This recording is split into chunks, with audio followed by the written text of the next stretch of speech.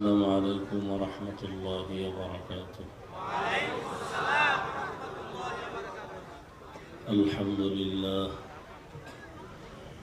الحمد لله الذي جعل الشمس والقمر بحسبان والنجم والشجر يسجدان وفضل زمانا على زمان كما فضل مكانا على مكان وإنسانا على إنسان ونشهد أن لا إله إلا الله وحده لا شريك له ونشهد أن سيدنا ومولانا محمدا عبده ورسوله أرسله بالحق بشيرا ونذيرا وداعيا إلى الله بإذنه وسراجا منيرا اللهم صل على محمد النبي الأمي وعلى آله وسلم تسليما سبحانك وبعد فأعوذ بالله من الشيطان الرجيم بسم الله الرحمن الرحيم يا أيها الذين آمنوا اتقوا الله ولتنظر نفس ما قدمت لغد واتقوا الله إن الله خبير بما تعملون وقال رسول الله صلى الله عليه وآله وسلم الدنيا سجن المؤمن وجنة الكافر أو كما قال النبي عليه الصلاة والسلام صدق الله مولانا العظيم صدق رسوله النبي الأمي الكريم ونحن على ذلك من الشاهدين والشاكرين والذاكرين والحمد لله رب العالمين سبحانك لا علم لنا إلا ما علمتنا إنك أنت العليم الحكيم رب اشرح لي صدري ويسر لي أمري واحلل عقدة من لساني يفقه قولي حقیقت کھل جائے گی بوقت امتحان تیرے حقیقت کھل جائے گی بوقت امتحان تیرے کہ سستی میں یا محنت میں گزاری زندگی تو نے محمد نے آ کر کفر کو مٹایا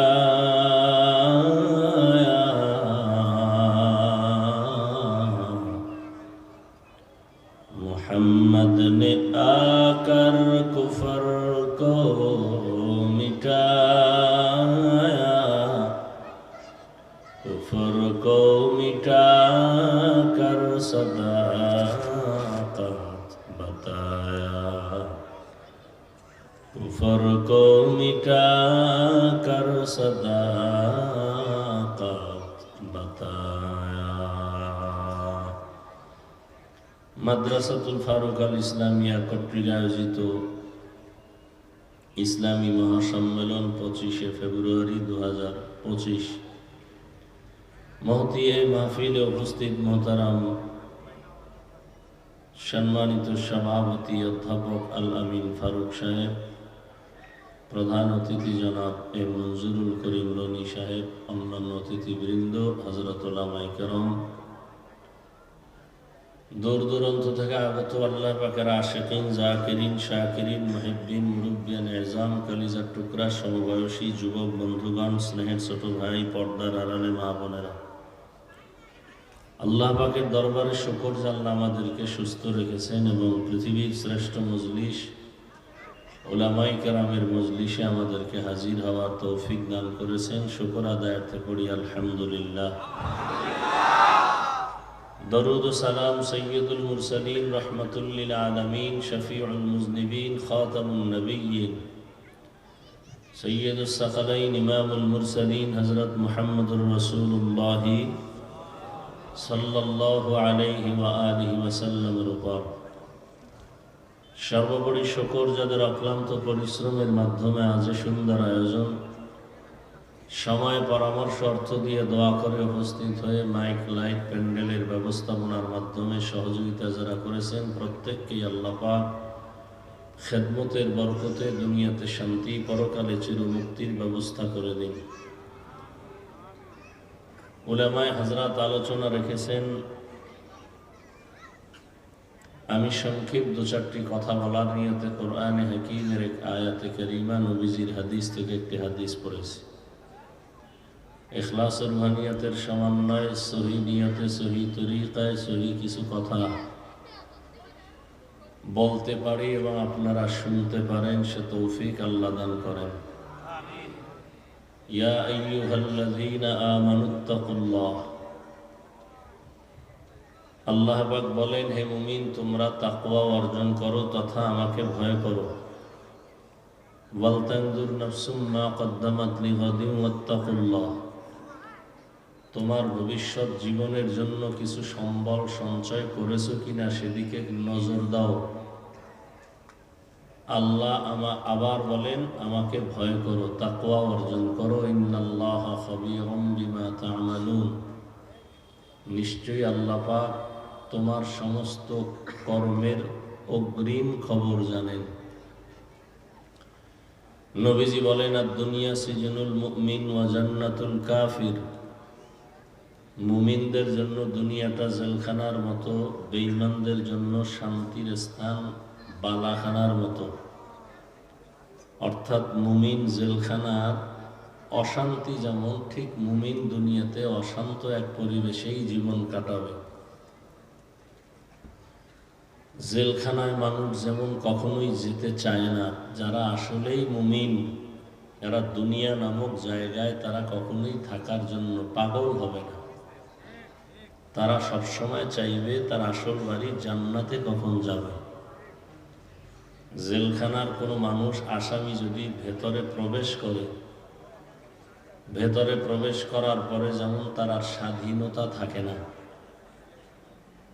ঠিক দুনিয়াতে যারা আল্লাহর প্রিয় মুমিন এরাও দুনিয়াতে যতক্ষণ চলবে স্বাধীনভাবে চলতে পারবে না।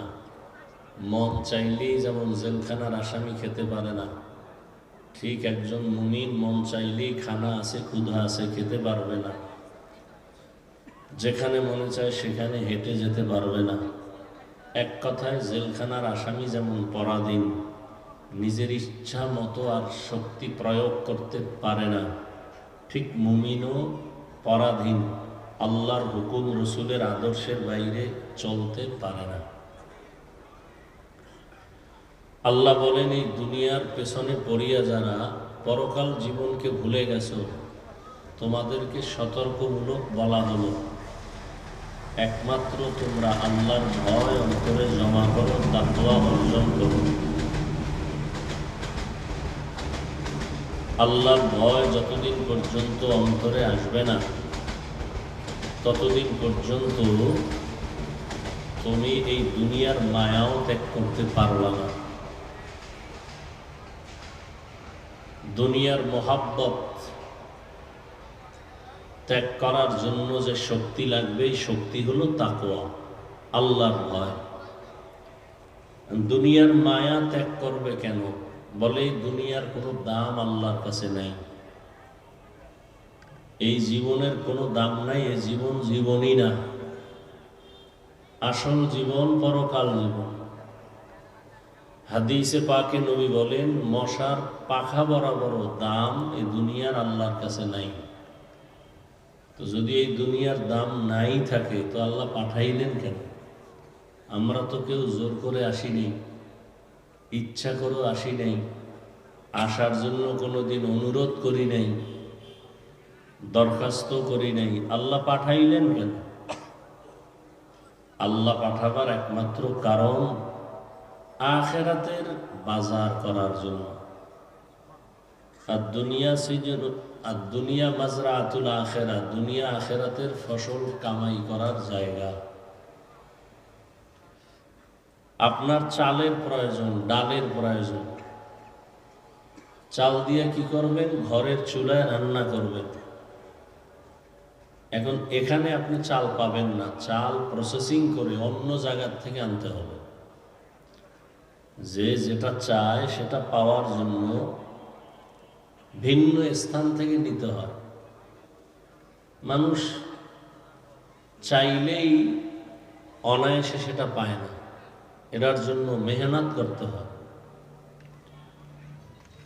বই আছে, লেখাপড়া করলেই সে পাস, এরপরও কোচিং মাস্টার কেন, প্রাইভেট মাস্টার কেন?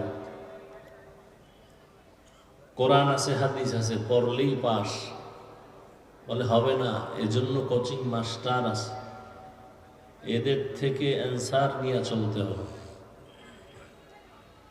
তো দুনিয়াতে আল্লাহ আখিরাতের বাজার করার জন্য পাঠাইছেন। আখিরাতের বাজার কি? আল্লাহ পাক রব্বুল আলামিন বলেন আখিরাতের বাজার হলো আমল। ইন্নাল্লাযীনা আমানু ওয়া আমিলুস সালিহাতি কানাত লাহুম জান্নাতুল ফিরদাউসি নুজুলা। যারা ঈমানের পরে আমল করবে এদের জন্য সর্বোৎকৃষ্ট জান্নাত আল্লাহ রাখছেন, জান্নাতুল ফিরদাউস। আল্লাযী খালাকাল মাউতা ওয়াল হায়াতা লিয়াবলুয়াকুম আইয়ুকুম আহসানু আমালা। আল্লাহ মানুষ বানাবার কয়েক কারণ যেটা আল্লাহ বলছেন, এর মধ্যে উল্লেখযোগ্য কারণ আমলের পরীক্ষা আল্লাহ নেবেন।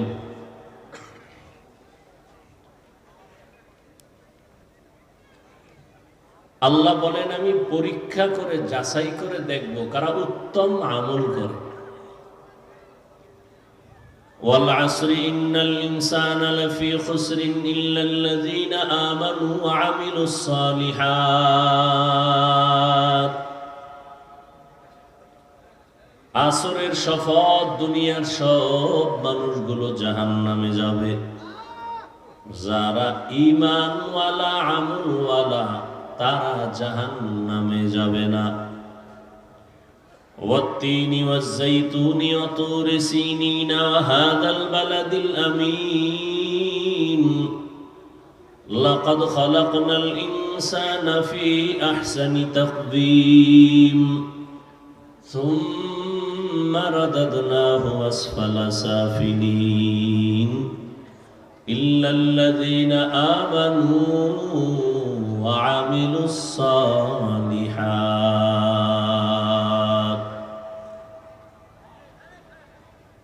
চার জিনিসের শপথ করে আল্লাহ বলেন মানুষ বড় দামি, মানুষ বড় সুন্দর। এই সৌন্দর্য যারা ধরে না রাখবে তাদের জন্য জাহান্নাম। তবে তারা জাহান্নামে যাবে না যারা ঈমান আনার পরে নেক আমল করবে। আমল বড় দামি এক সম্পদ। এই আমলের বাজার করার জন্য আল্লাহ দুনিয়ায় মানুষ পাঠাইছেন। এই আমল মানে কাজ। এই কাজের মধ্যে যেগুলো ভালো সেগুলো করবে, খারাপগুলো না। আল্লাহ অন্যত্র বলেন মা আতাকুমুর রাসূলু ফাখুযুহু ওয়া মা নাহাকুম আনহু ফান্তাহু। তোমাদের কাছে রাসূল যা নিয়ে আসছেন তা ধরে রাখো, যা নিষেধ করছেন তার থেকে নিজেকে বিরত রাখো। নবীজি ১৫০০ বছর আগে বিদায়বেলা উম্মতকে বলে গেলেন قال رسول الله صلى الله عليه وآله وسلم তারাকতু ফীকুম আমরাইন লান তাদিল্লু মা তামাসসাকতুম বিহিমা কিতাবাল্লাহি ওয়া সুন্নাত রাসূলি। দুই জিনিস ধরে রাখো, কোনোদিন ঈমানও যাবে না, সম্মানও যাবে না। প্রথম হলো কোরআন, দ্বিতীয় হলো নবীর আদর্শ। আদর্শ কি? মুখে বললাম আমি নবীর আদর্শ মানি না, মুখে বলার নাম আমল না, কাজে দেখানোর নাম আমল। আমল মানি কাজ, এই কাজটা বাস্তবায়ন করলেই তার আমলটা যথেষ্ট হবে। তবে আমলের মধ্যে ভেজাল আছে, সেই ভেজাল মুক্ত হইয়া আমল করতে হবে। আমলের মধ্যে অনেক ভেজাল, ইমানের মধ্যে ভেজাল, এই ভেজাল যেন ঢুকতে না পারে, ঢুকলে যেন তা দূর করা যায়।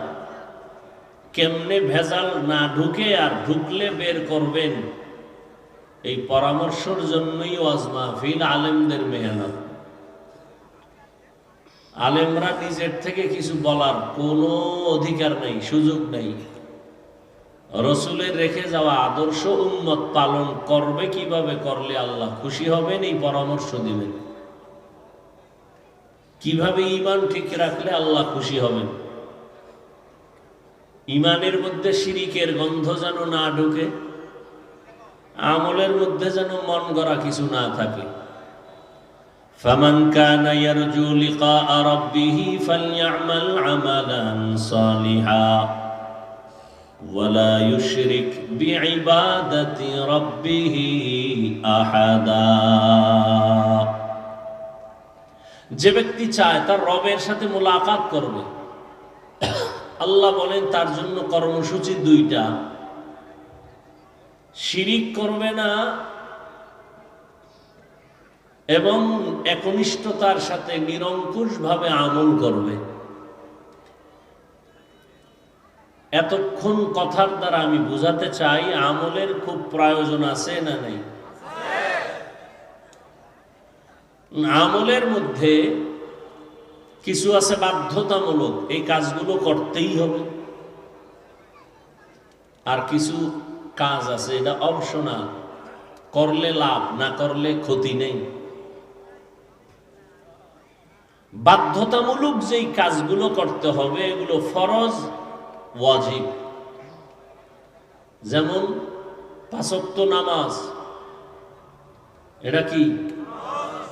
রমজানের রোজা, ধনীরা বছরে একবার যাকাত দিবে, যাকাত আদায় করে দেওয়া ফরজ, দেওয়া ফরজ না। যাকাত দিলে ফরজের ফরজিয়াত আদায় হলেও ফজিলাত পাবে না, আদায় করলে ফজিলাত পাবে। বলে জাকাত দেওয়া আর আদায় করা, মাইক লাগাইয়া গরিবের গোলামের মতো ডেকে একটা কাপড় দেওয়া, এটা জাকাত দেওয়া। আর গোপনে গরিবের কাছে সব পৌঁছাইয়া দেওয়ার নাম জাকাত আদায় করে দেওয়া। এখন দেওয়া হয়, আদায় নাই। নাম্বার 2, জাকাত দেওয়া এটা দয়া না। জাকাত দেওয়া এটা কি না? দয়া না, দায়িত্ব পালন করা।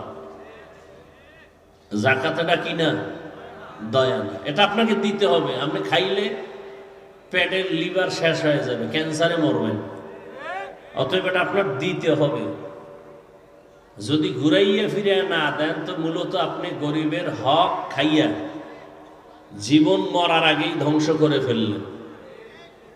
আপনার সম্পদে হারাম ঢুকে গেল। এই হারাম আপনার স্ত্রী, আপনার সন্তান যখন খাবে, মরার আগে দেখবেন কিডনি শেষ, এক পর্যায়ে ফকির হইয়া মরতে হবে। অতএব জাকাত দেওয়া এটা করুণা না, দয়া না। যদি গরিবের যে কোনো সময় দান সৎকা করেন, এটা দয়া, এটা এহসান। জাকাত দিয়া দেওয়া এটা এহসান না, এটা ইনসাফ, দিতে হবে, না দিলে আপনার গুনাহ হবে।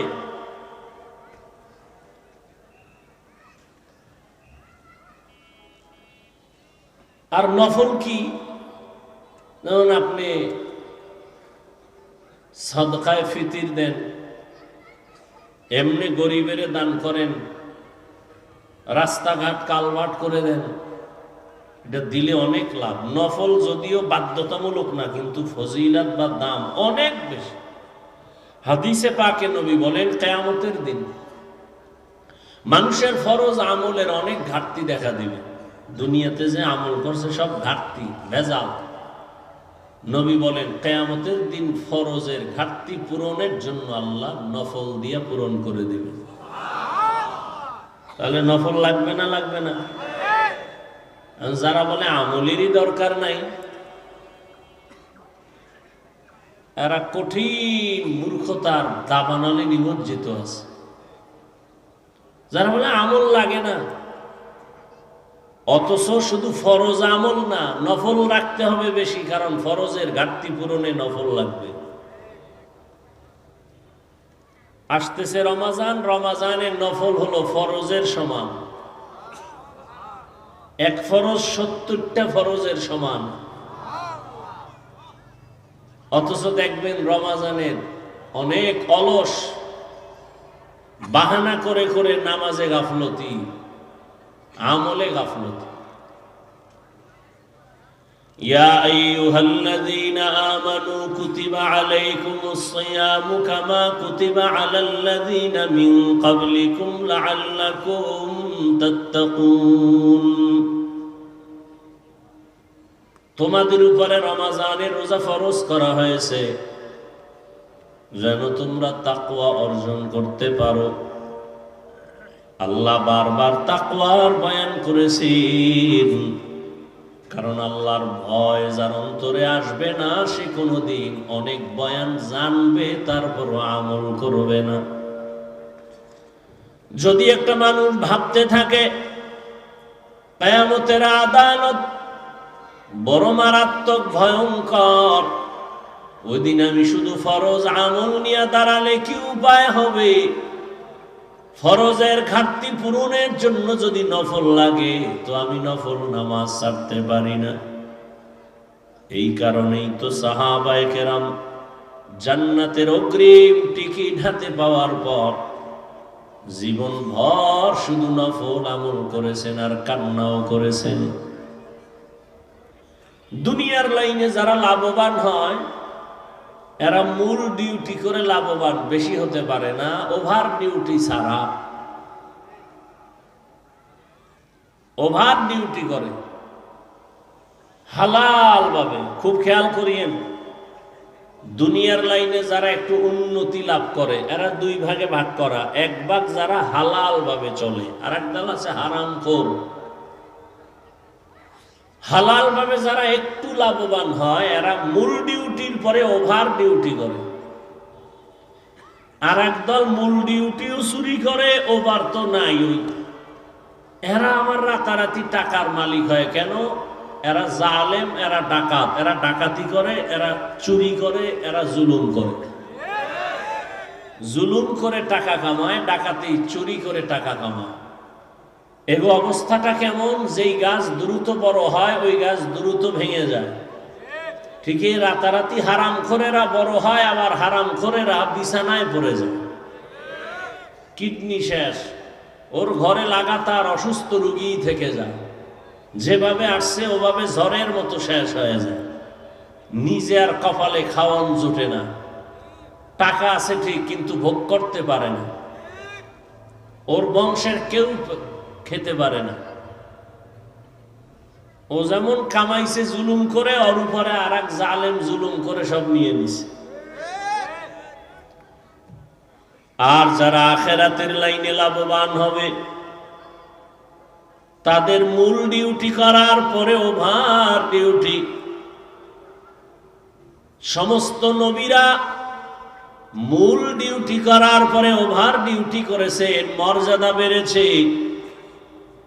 রহমতের নবী যার গুনাহ নাই, মূল ডিউটি করার পরে তারা বেশি বেশি রহমতের নবী ওভার ডিউটি করেছেন। মূল ডিউটি ফরজ 5 ওয়াক্ত নামাজ, রমজানের রোজা, শুধু 5 ওয়াক্ত নামাজ নবী আদায় করেন নাই, রহমতের নবী সাহাবায়ে কেরাম বেশি বেশি নফল নামাজ পড়েছেন। ইশরাক, আওয়াবিন, চাষ, তাহাজ্জুদের নামাজ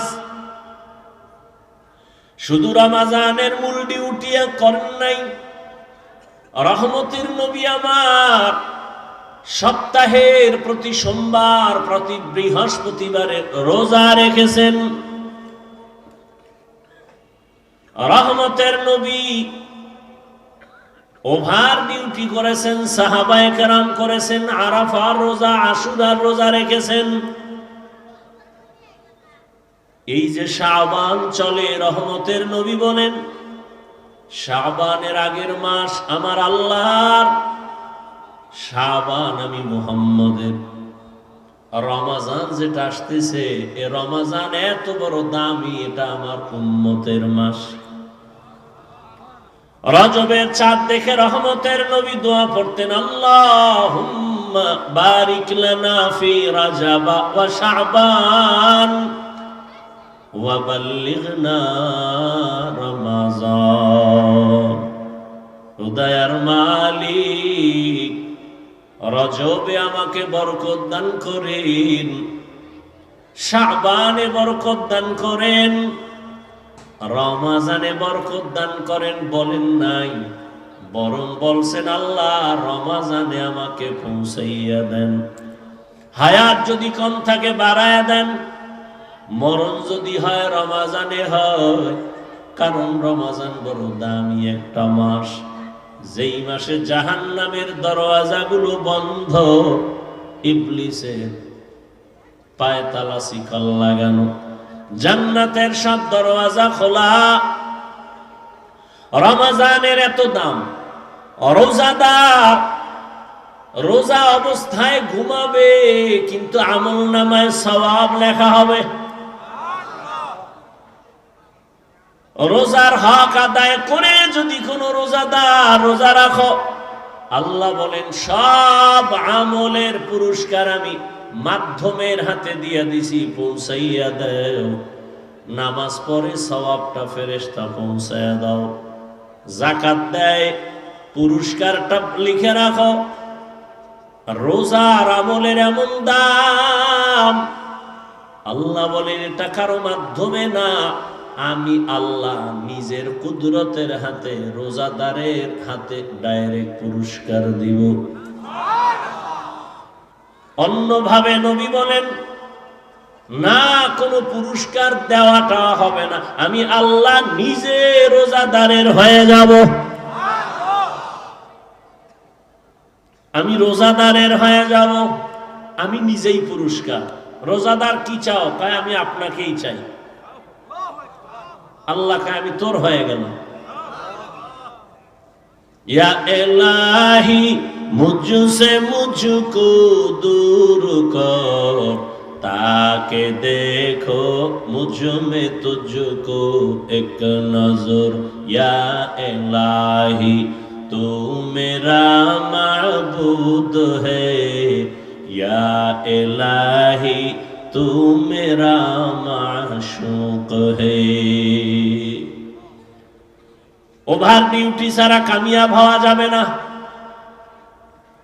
জমিনে এমন একজন নবী পাবেন না, এমন একজন সাহাবীও নাই, এমন একজন ওলিও পাওয়া যাবে না যারা ওভার ডিউটি ছাড়া ওলি হয়ে গেছে। এজন্য আল্লাহ বলেন যদিও নফলের গুরুত্ব কম, কিন্তু ফজিলাত অনেক বেশি। ইয়া আইয়ুহাল মুযাম্মিল কুমিল লাইলা ইল্লা কালিলা,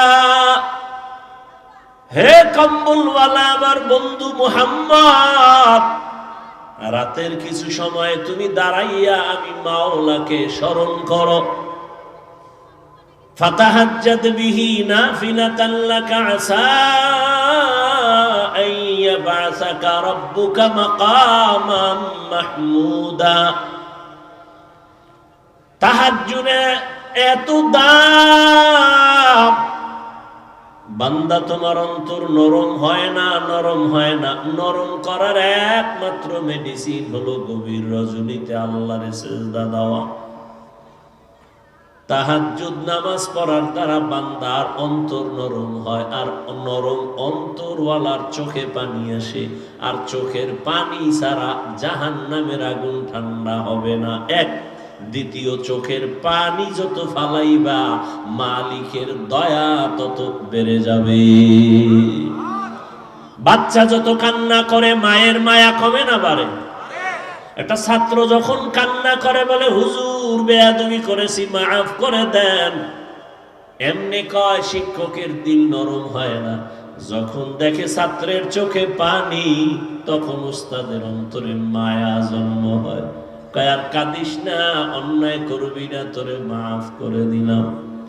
একটা সন্তান যখন কান্না করে বলে মা তুমি আমাকে মাফ করে দাও, চোখের পানি দেখলে মায়ের অন্তরে মায়া হয়।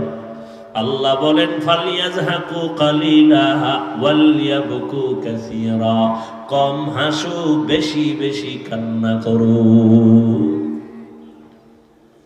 দুনিয়াতে কোনো বড় কান্না ছাড়া বড় হতে পারে নাই। দুনিয়াতে আল্লাহর মহাব্বতে যারা বড় হয়েছে তাহাজ্জুদ ছাড়া বড় হতে পারে নাই। আল্লাহর আদালতে দামি হয়েছে, নফল ইবাদত ছাড়া দামি হতে পারে নাই।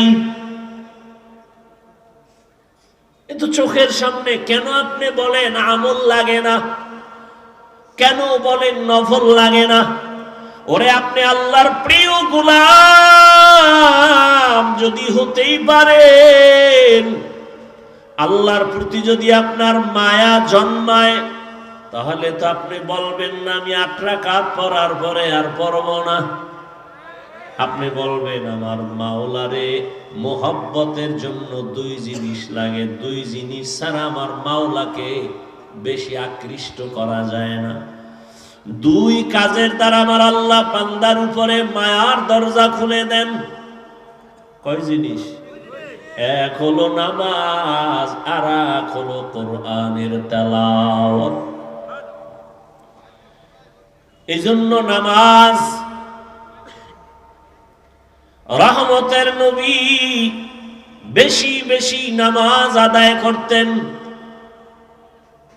বেশি বেশি তেলাওয়াত। 1 দিনে 1 খতম, 3 দিনে 1 খতম। আর আপনার যুগ যুগ হয়ে গেল, অনেক মুসলমানের ঘরে কোরআন শরীফ আছে, কোনোদিন খুইলেও দেখে না ভেতরে কেমন। অথচ আল্লাহর কোরআন এমন একটা কিতাব, আল্লাহ আরো কিতাব দিয়েছেন জমিনে। তাওরাত আল্লাহর দেয়া কিতাব, জবুর আল্লাহর দেয়া কিতাব, ইনজিল আল্লাহর দেয়া কিতাব, সহিফায়ে নূহ আল্লাহর কিতাব, সহিফায়ে ইব্রাহিম আল্লাহর কিতাব। কিন্তু কোরআন এমন একটা কিতাব, দুনিয়ার আল্লাহর দেওয়া কোন কিতাব আল্লাহ হেফাজতের জিম্মাদারি নেন নাই, একমাত্র আল্লাহ কোরআন হেফাজতের জিম্মা নিয়েছেন। এটা এমন এক কিতাব যেটা ধরলে বরকত, যেটা খুইলা শুধু তাকাইয়া দেখবে তাতেও সওয়াব। যারা দেখে দেখে কোরআন পড়বে, রহমতের নবী বলেন চোখের পাওয়ার কখনো নষ্ট হবে না। কোরআনের তেলাওয়াত যেই ঘরে চলবে, ও ঘর রহমতের ফেরেশতারা পাহারা দিবে। আপনি পারেন না বলিয়া দুনিয়ার সবই পারলেন, কোরআনটা কেন পড়তে পারেন না? কোরআন শিখতে তো মাত্র 20 দিন লাগে, 20 ঘন্টা টাইম লাগে। রমজান আসছে, 1 ঘন্টা করে দৈনিক টাইম দিবেন, হয়তো তারাবির পর, না হয় সাহারি খাইয়া ফজরের পরে। প্রথম রোজা থেকে চেষ্টা করেন, 20 রোজায় দেখবেন কোরআন পড়া শুরু হয়ে গেছে। কারণ দুনিয়াতে যত ভাষা আছে, সব থেকে ইন্টারন্যাশনাল ভাষা হলো আরবি। কি?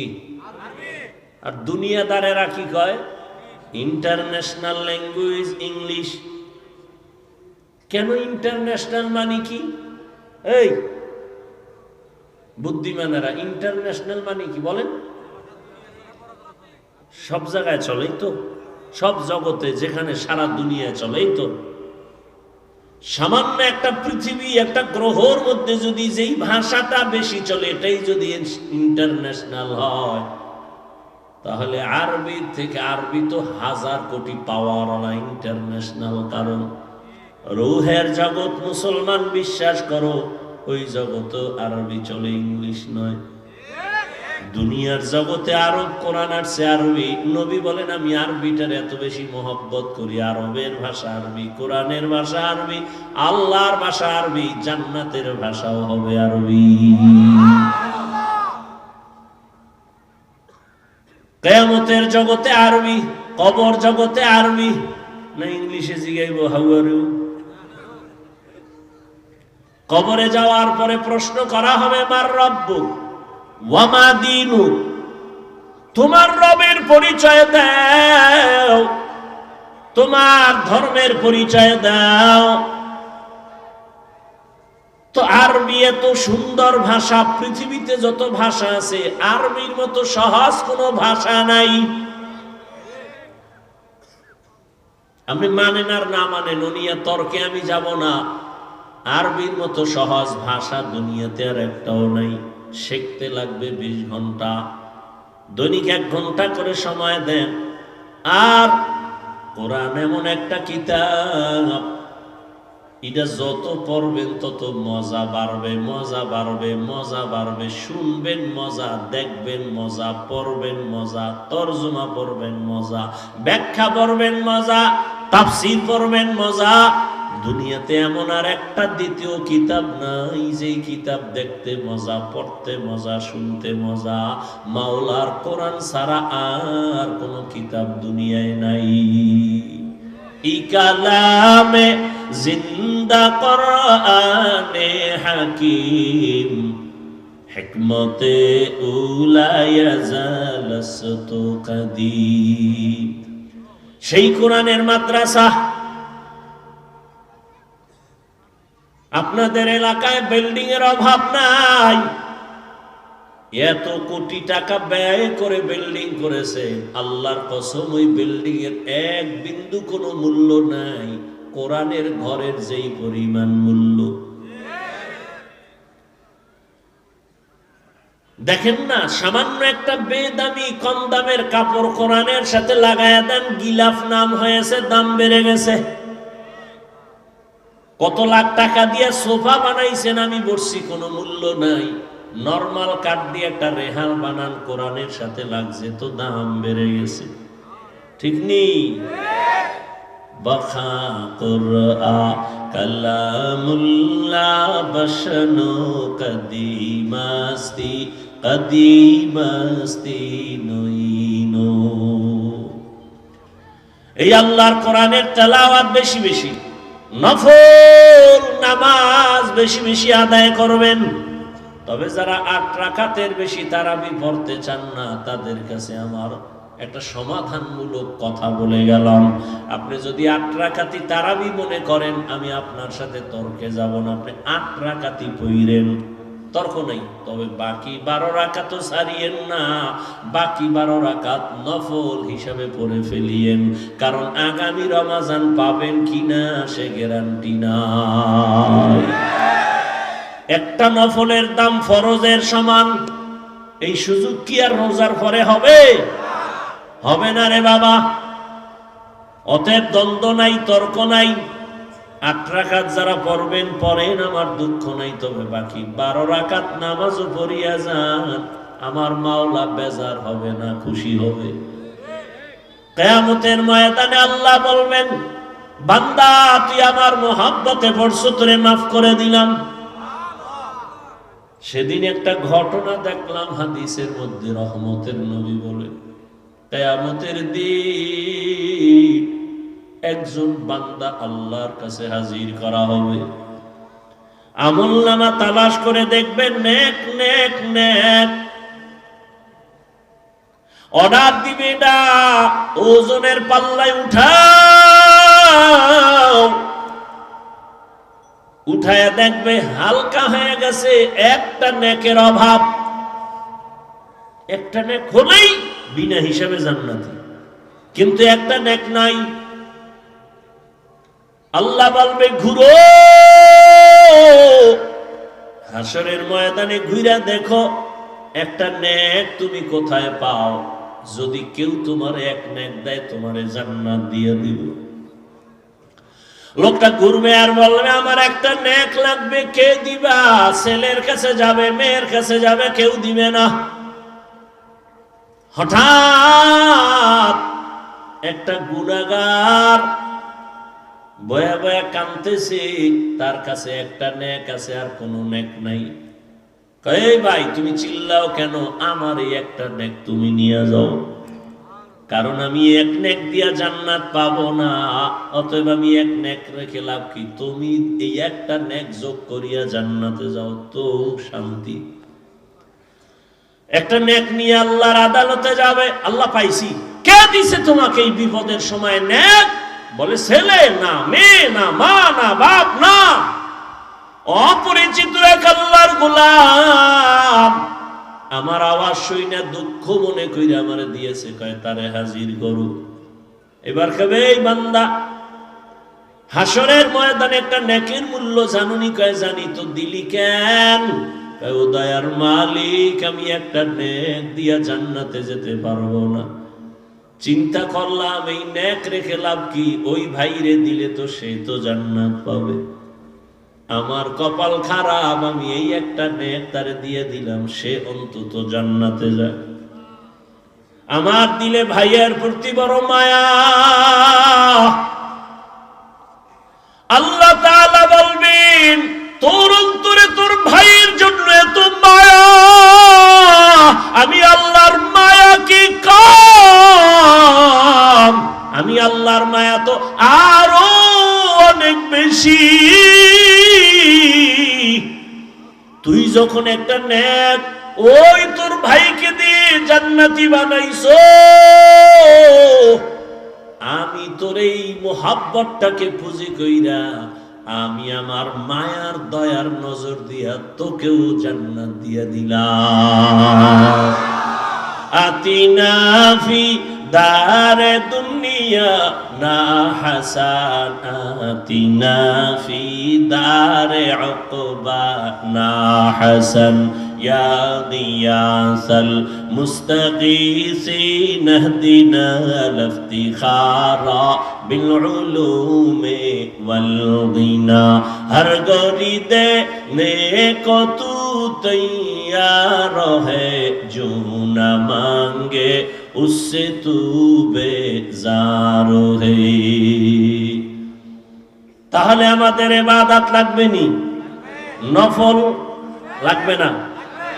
অবশ্যই। অতএব অনুরোধ করবো, রমজান মাস আসতেছে, আর হেলায় খাটাইন না। এই শাবানে আমার নবী অনেক রোজা রাখছেন রমজানের প্রস্তুতির জন্য। অতএব বিগত জীবনে যারা নামাজ পড়েন নাই, রোজা রাখতে পারেন নাই, তওবা করেন। আরে দুনিয়ার টাকা পয়সা বাড়ি গাড়ি কিছুই না, চোখের সামনে কত বাড়িওয়ালা বাড়ি ছাড়িয়া চলে গেল, গাড়িওয়ালা গাড়ি বাদ দিয়া চলে গেল। দুনিয়া দুনিয়া যারা করে এদের শান্তি নাই, দুনিয়ায় মরার পরেও নাই। আল্লাহর কাছে তওবা করেন, আর নামাজ ছাড়বেন না, আর রোজা ভাঙবেন না।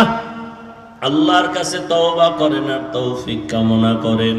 মনে মনে বলিয়েন, হে মালিক, জীবনে তো কম অন্যায় করলাম না, আজকে থেকে তৈরি হয়ে গেলাম, একটা রোজাও ছাড়বো না, নামাজ ছাড়বো না, বেশি বেশি ইবাদত করব, মা বাবা মুরব্বীদের দোয়া নিয়ে চলবো, এবং আমার ভাই বোন যারা আপনজন মুসলমান সবাইকে অন্তর খুলে মোহাব্বত করব। কারো উপকার করতে না পারলেও অন্তত কারো ক্ষতি করব না। আল্লাহ পাক আমাদের সবাইকে মোহাব্বতের নজরে দ্বীনের জন্য আল্লাহর গোলাম হইয়া নবীর তরিকায় চলার তৌফিক দান করেন, আমিন। আলহামদুলিল্লাহি রাব্বিল আলামিন। والصلاة والسلام على سيد الأنبياء والمرسلين وعلى آله وأصحابه أجمعين ইয়া আরহামার রাহিমিন, ইয়া আরহামার রাহিমিন, ইয়া আরহামার রাহিমিন। ইয়া আল্লাহ, এই মাহফিল কবুল করে নেন। আয় আল্লাহ, আমার পরে আলোচনা যারা করবেন শেষ পর্যন্ত মোনাজাত দিয়া সবাইকে যাওয়ার তৌফিক দান করেন। আয় আল্লাহ, এই মাদ্রাসা কবুল করে নেন, ওস্তাদ ছাত্রদের কবুল করে নেন, যারা মোহাব্বত করে তাদেরকেও কবুল করে নেন, যারা পাগড়ি নিল হাফেজে কোরআন তাদেরও কবুল করে নেন, মা বোনদের কবুল করে নেন। আয় আল্লাহ, সামনের দিনগুলো যেন আমরা গুনাহমুক্ত হইয়া নবীজির আদর্শ নিয়ে চলতে পারি, তৌফিক দান করেন। ওয়া সাল্লাল্লাহু তাআলা আলা খাইরি খালকিহি মুহাম্মাদিন ওয়া আলিহি ওয়া আসহাবিহি আজমাইন বিরহমাতিকা ইয়া আরহামার রাহিমিন।